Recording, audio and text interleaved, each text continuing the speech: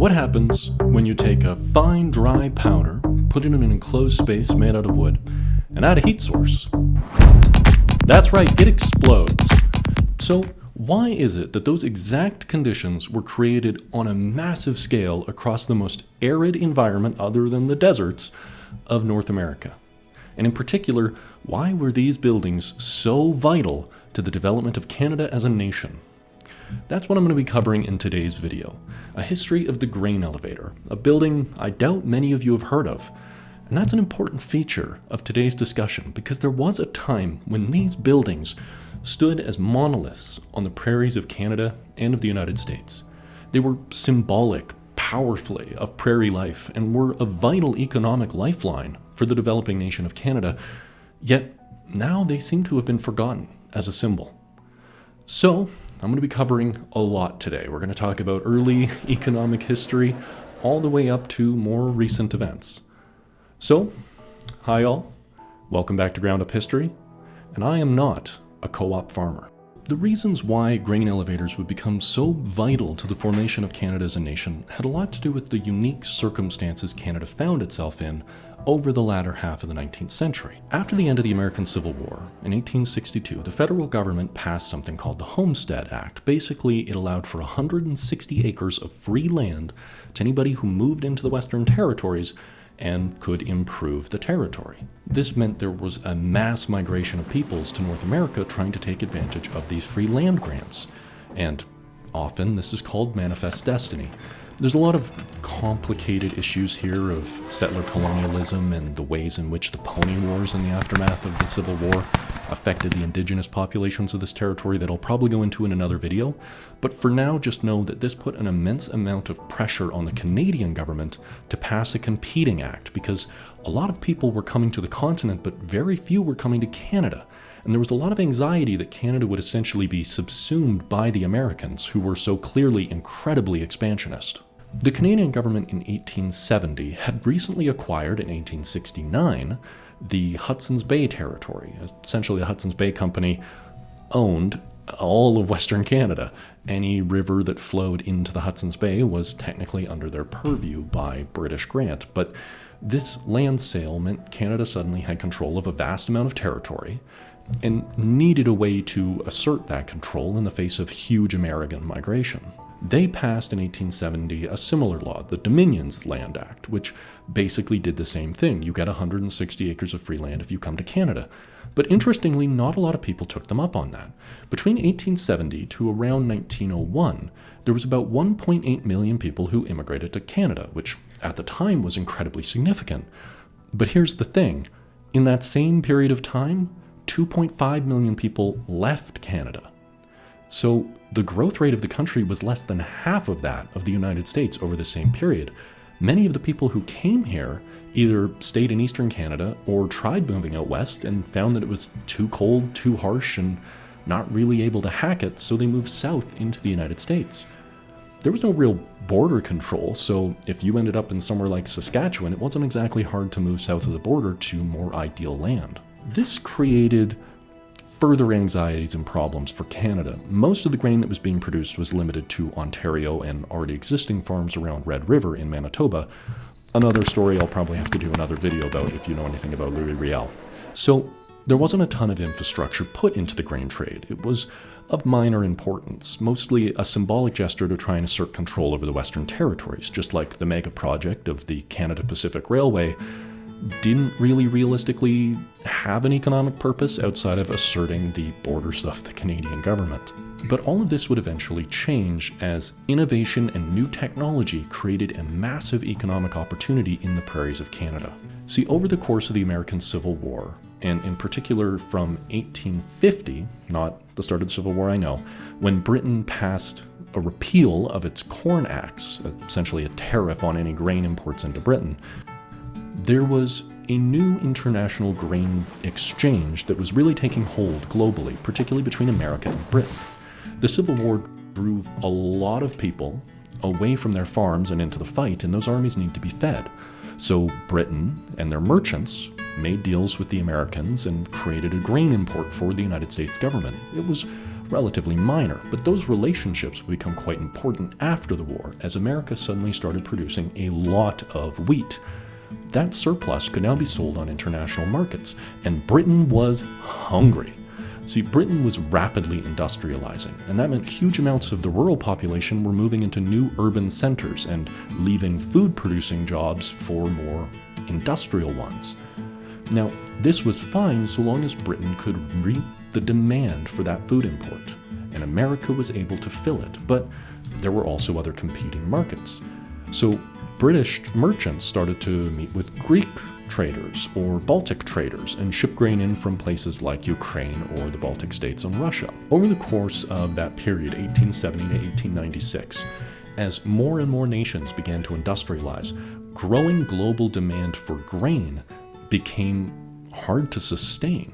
And this created an opportunity for markets to take surplus nations, import their grain into industrializing nations, and then those industrializing nations could pay higher prices because of the greater wealth that that industrialization was creating.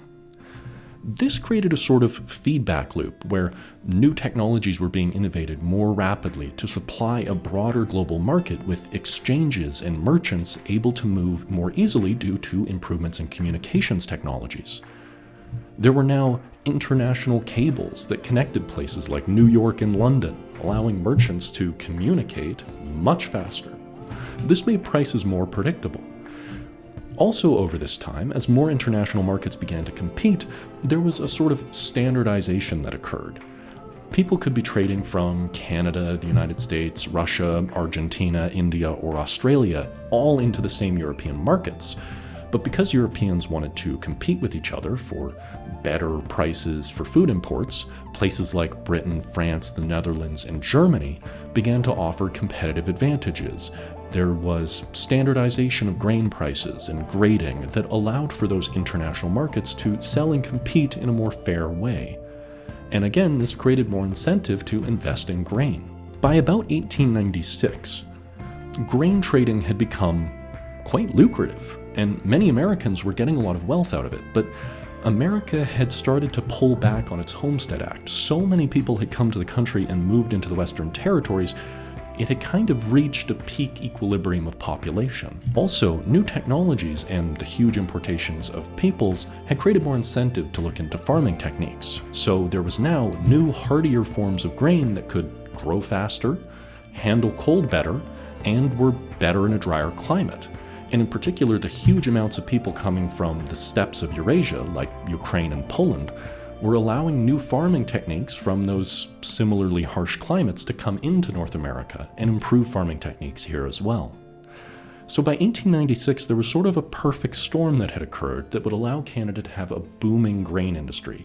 You had improvements in rail infrastructure, you had new farming techniques, better grains, and an international market of exchange which allowed for consistency in pricing and a huge amount of demand that needed to be met. With all of that context in place, the Canadian government had also made a few changes which allowed it to start to excel. See, Canada had begun to grant many rail companies a lot of leeway, but it was still a nationalized program, meaning that a lot of the surveying that was being done was consistent and efficient. With new grants on land, it meant that many more areas now had rail infrastructure, which made exporting grain much easier, and importing new people as well. Also, America had begun to pass more restrictive immigration laws, but Canada was still very open to migrants from most places. There were still restrictions put in place, one of the most famous being the restriction on Chinese immigration. After the huge influx of Chinese workers who built the railways, many of them were forced out or blocked from actually becoming citizens. But many Eastern Europeans were granted opportunities in Canada that they were starting to be blocked from in the United States, which also coincided with challenges in Eastern Europe. This would lead to a huge boom in the growth of the Prairie provinces. From 1901 to 1911, the 40-year gap of outmigration, that 2.5 million people, was made up for in that single decade with migration. Canada became a net importer of people and would consistently be so, other than the Depression years, up until today. The huge number of people that came into Canada were moving into the prairie provinces of Manitoba, Saskatchewan, and Alberta in such rapid numbers that it also led to huge growth in other industries in other provinces. For example, lumber mills in British Columbia and Ontario shipped huge amounts of wood into those provinces so that people could build up their new communities and, most vitally, their grain elevators. So let's talk a little bit about the grain elevators themselves, just to understand the vital role they played in this international exchange.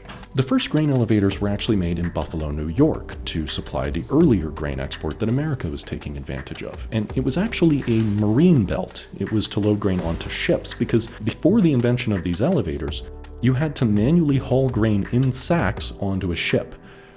And grain is heavy. I don't know if you've ever held it, but a bushel of wheat is about 60 pounds or 27 kilograms. So if you're hauling manually sack after sack after sack of wheat into the hull of a grain ship, it's going to be tiring work. What the grain elevators were was essentially just a belt that was driven by an engine that had a bunch of cups on it, and those cups would then just scoop grain and dump it into the hull of the ship.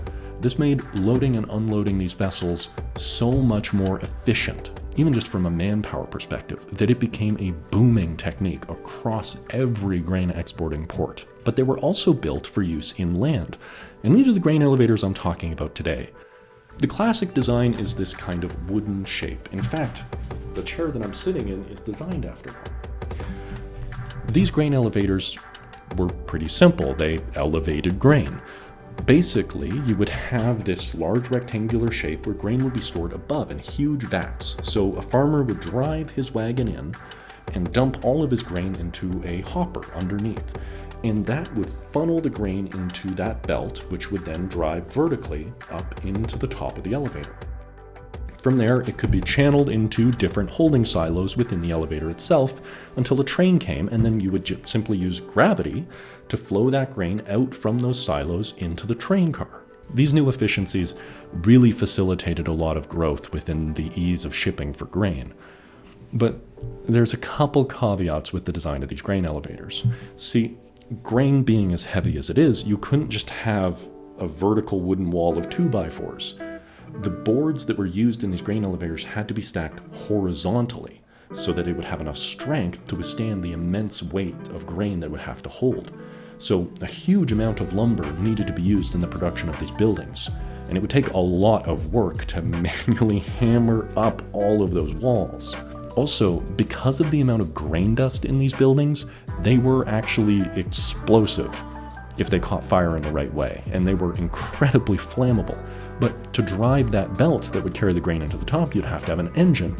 And engines back in those days were a little bit rough. They were, open, one-lunger, crazy flywheel devices. So usually what you would see in these elevators would be a small sort of office separated from the main building itself. And sometimes these offices would even be lined with tin just to prevent risk of fire, because these engines were so flammable that if they caught on, and the grease and oil and everything that was around them caught fire, at the very least the hope was that that fire wouldn't then spread over the dry grass of the prairie onto the grain elevator itself.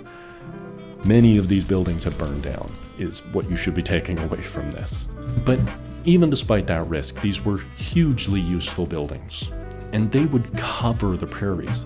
Thousands would be built across Manitoba, Saskatchewan, and Alberta. And this led to a boom of people that could now ship grain that they were growing. You had this huge number of people coming into the country basically being told, you'll get free land, all you have to do is improve the land, you have to farm it. So people started farms, they started producing grain, and once they had an excess, they now had somewhere they could sell that. That created local economies. So all of these local little farming communities popped up all over the prairies.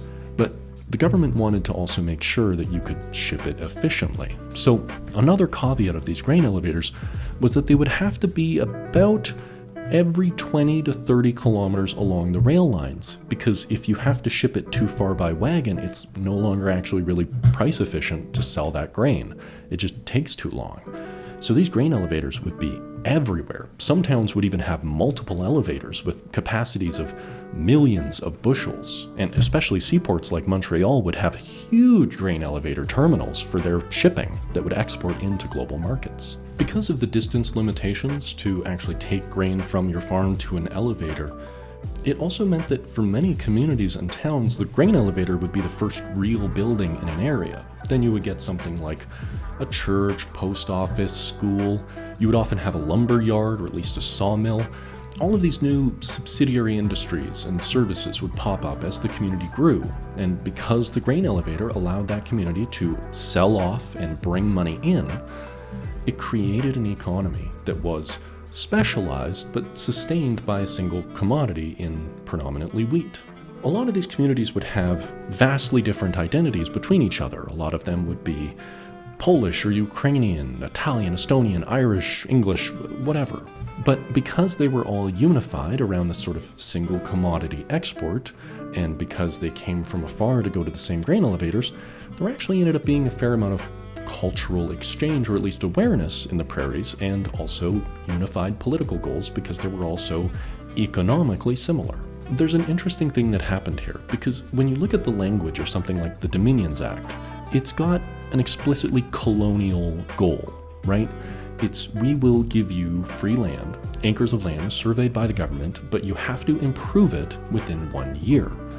The core point of that being that the indigenous populations of these provinces weren't improving the land, and therefore it was up for the taking. Canada signed many treaties with the indigenous populations of the prairies, but these treaties were very often broken or undermined. Indigenous peoples were pushed off of their land, they were exploited or lied to, they faced brutalization in the form of residential schools. And this is very often framed, especially in the language of laws like this one, in the context of individualism and capitalism taking land that is being unused by a communal but primitive indigenous people. But see, that's not necessarily what was really happening on the ground. Like I had mentioned earlier, a lot of the people that first took advantage of the Dominion Land Act had actually already been living in the area or were themselves part indigenous, like the Métis. Many of these peoples had been fur trappers or continued to hunt, and things like hunting and fishing were basically open resources. You don't need to enclose a landscape to be able to do that. For the most part, in these early years of the Act, there's an interesting sort of separation between the language and goals of the Act itself and what was actually happening. And it wasn't until there was a huge amount of economic opportunity in extracting on the land that you end up with things like the mass killing of buffalo and the mass displacement of indigenous peoples, which depended on being able to freely migrate around territories to hunt and fish. But even in this context, these settler communities weren't exactly working in the kind of rugged individualist way that might often be associated. Many of these communities were in fact quite collaborative. There was an idea that anybody could fail. All it takes is a bad hailstorm or a scorching wind or simply bad luck, and you suddenly can't pay the mortgage on your house. So this created a motivation to have certain safety nets in place and a collaborative idea of community. In many cases, for example, you wouldn't buy a threshing machine as an individual, your community would. You would pool in and everybody would get to use it. So all the farmers would go from farm to farm and help everybody till the land. This meant that in this sort of collaborative approach to the agricultural market, there was actually more success. It was more efficient to have people sharing on each other's lands, sharing technologies and techniques, and working collaboratively for the export of grain than in the sort of individual competitive way that is often framed by the language of these kind of laws. That's not to say that these communities were tolerant or that they weren't displacing indigenous peoples. They clearly were. But I do think it's important to note that the idea of this kind of capitalist market being the driver of this settlement needs to still have the caveat that people within that market weren't necessarily behaving in a capitalist way. They were individuals granted allotments of land, they had free property and property rights that came with it. But these communities were collective to a certain extent. They worked together, and that made them more efficient and more successful. there was a kind of feedback loop that was created in Canada and in global markets where the more grain surplus you could produce, the more people could invest in farming profitably, the more people would move to farming producing areas, as also simultaneously more people were able to move into urban centers to specialize and industrialize. This meant that this international grain trade really benefited everybody, and in particular it benefited everybody in Canada. By 1917, the Prairie provinces alone had produced 189,657,000 bushels of wheat for export. Now, again, that is during the First World War, a world war in which Canada sent about a tenth of its population into battle. So even during this immense lack of manpower for the home front, Canada was exporting an immeasurably massive amount of wheat into global markets. And as the First World War and its aftermath brought devastation to Europe, Canada would be one of the largest grain exporters in the world to feed the recovering continent of highly industrial economies. And this benefited all of Canada. See, it didn't just help the prairies. That grain needed to be shipped over land, which meant there was demand for lumber, steel, and coal. So that benefited the provinces like Ontario, Quebec, the Maritimes, and BC, which produced all of those resources. You also needed ports to ship the grain from. By 1918, Montreal was one of the largest grain exporting ports in all of North America. The port itself was hugely sustained by this grain export to the point where the actual grain elevators themselves at times couldn't hold all of the wheat that needed to be shipped, so canal barges would have to be pulled out to hold grain temporarily. This also allowed for the reinvestment in new infrastructure. The widening of the St. Lawrence Canal, facilitating more shipping into the Great Lakes, was in large part spurred on by the sheer export demands of this grain trade. It also meant that places like St. John's and Halifax by 1918 were also seeing some of the benefit, and Quebec City, as all of these ports began to develop to pick up some of the slack that Montreal simply couldn't sustain with how much wheat was being produced. You also needed new specialists, people that could work in things like commerce, banking, and stock exchange, because farming is a very seasonal work. Farmers needed to be able to save for most of the year and then have funds available to invest into their crops so they could expand and still operate. So mortgaging and lending and all of these kind of new financial features were vital to those farming communities, and this led to a big expansion of the stock exchanging and bank exchanging sectors in Toronto, Halifax, and Montreal. You also needed specialists in logistics and rail management and all of these other supporting industries. So there's really no point of the Canadian economy that isn't in some way touched by the huge amount of value that the grain trade was bringing into the country. And again, all of this is being facilitated by these old rustic wooden towers sprinkled across the prairies.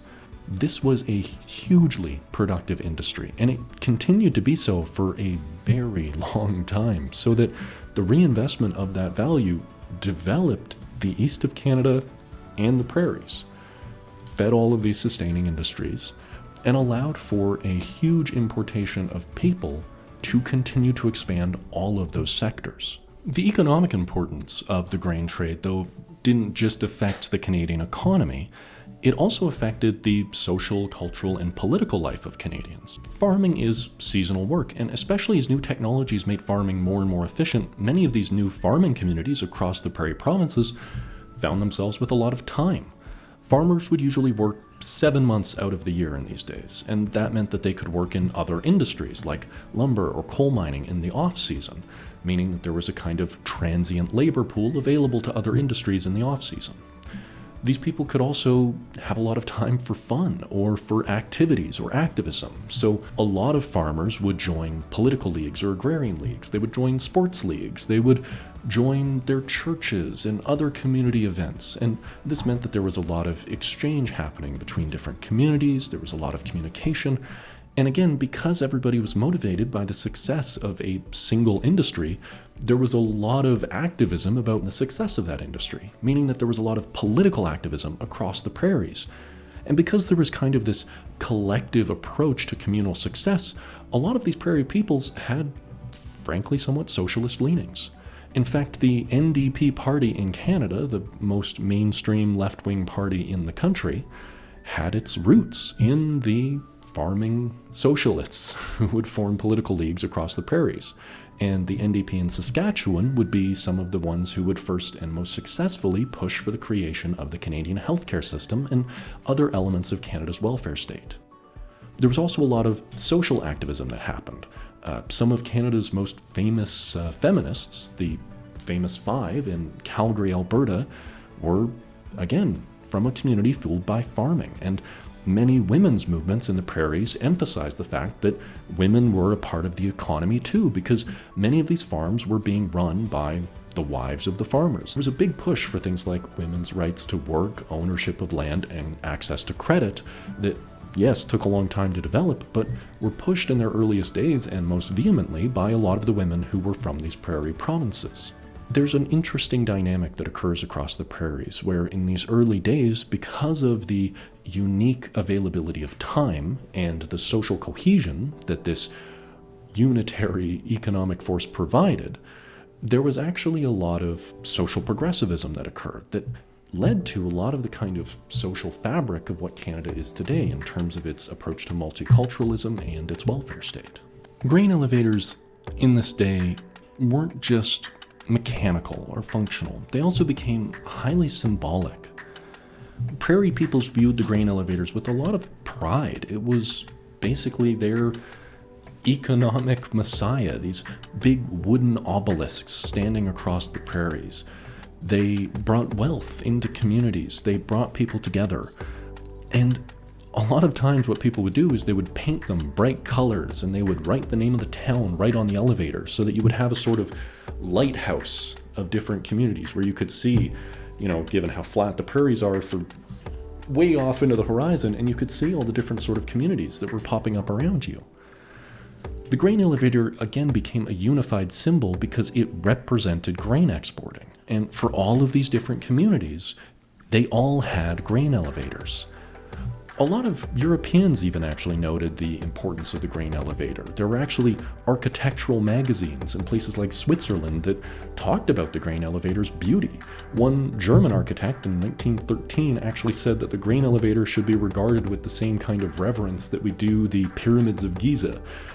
It's probably a slight overstep, but there is something beautiful about them. A lot of industrialization displaced the landscape or ruined it. Right? But grain elevators were viewed in a more positive way. They sit in the landscape a lot more innocuously. They have a more natural look. They're being made out of wood, made them somewhat rustic and endearing rather than the sort of steel, concrete, and smog that so much of the Industrial Revolution is associated with. A lot of the time of these grain communities is noted by clear skies, clean air, and opportunity. So the grain elevator has a very positive image associated with it in the community, where a lot of other industries has a very sort of negative social impact on their surrounding community. As well, because of how they're built and how they fit in the community, their sort of combination as symbol and functional, form and function in the art itself made them a very powerful image for the kind of ways people envision themselves in the prairies. Even to this day, when you meet people in the prairie provinces of Canada, they'll often view themselves as rugged, hewers of rock, growers of wheat, tillers of lumber, whatever else. This kind of idea of the hardy working people who broke the land and made it into something great. And the grain elevator was the biggest symbol of that. They were often the biggest building in any town for quite a long time. All of these things led to powerful imagery that would feature in all kinds of arts. Even into today, sometimes grain elevators feature in prairie artists' work. But unfortunately, you don't really see grain elevators anymore. They're mostly gone. And the main reason is because they're just so hard to maintain. They break down, they burn really easily, so it's difficult to have grain elevators safely in communities. What was once thousands of elevators is now just hundreds. Most of the ones that are still around are actively being preserved by certain communities. You can go see museum elevators in even small towns, places like Nanton, Alberta. But unfortunately, they're just difficult to maintain, and not a lot of that heritage has been preserved. What was once such a unifying and potent image for prairie peoples in Canada, and such a vital part of the economic lifeblood of the whole nation, has unfortunately seemingly been forgotten. It's vanished off the horizon of the prairies and been replaced by these concrete megastructures, which are, yes, more efficient, but a hell of a lot uglier. I do think there's a sort of tragedy in this. For Western Canadians, there's just not the same kind of sense of heritage or history that a lot of Eastern Canada has. You know, you go to Halifax and you can see the Citadel. It looms over the city. You can go to Quebec, and old Quebec is basically just all historical. Places like Montreal and Toronto have old, austere universities, old streets, and also hyper-modern, bustling urban centers. But you come to places like Winnipeg, Regina, Edmonton, and Calgary, and it's just not much there that's that old, or if it is old, it's like from the 60s. There just hasn't been a lot of effort put into the preservation of what's represented so much to us, and I do think there's something really tragic in that. I hope that this video can act as some small level of preservance for these old buildings, and I hope that this video gave you some insight into what I think is one of the most underrepresented pieces of Canadian history that was so vitally important to the nation that it became. I hope you enjoyed today's video, and I just wanted to say thank you for everybody who watched the previous videos, subscribed. It really means a lot. So if you like this one too, I hope to push out more videos, put more time into them, and I hope you'll subscribe and comment and keep giving me ideas. And I hope you enjoyed this one. Thanks.